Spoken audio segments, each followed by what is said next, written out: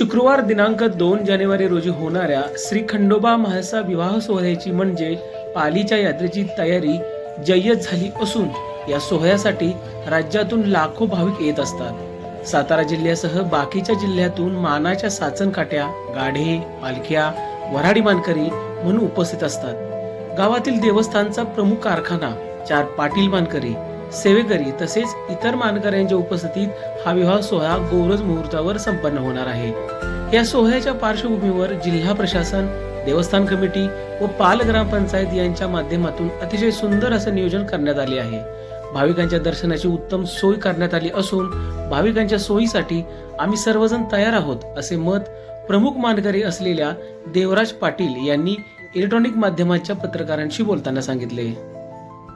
की खंडोबा आणि म्हाळसाईचा विवाह सोहळा संपन्न होतो। या विवाह सोहळ्यासाठी राज्यातून परराज्यातून लाखो भाविक येत असतात। या विवाह सोहळ्याला सातारा, सांगली, कोल्हापूर, पुणे, सोलापूर या जिल्ह्यातील सर्व मानाचे गाडे, शासनकाट्या, पालख्या ही वऱ्हाडी मानकरी म्हणून उपस्थित असतात आणि गावातील देवस्थानचा प्रमुख कारखाना, मानकरी, 4 पाटील मानकरी, इतर सेवेकरी सर्व मानकऱ्यांच्या उपस्थितीत उद्याचा सोहळा हा गौरज मुहूर्तावर संपन्न होत असतो।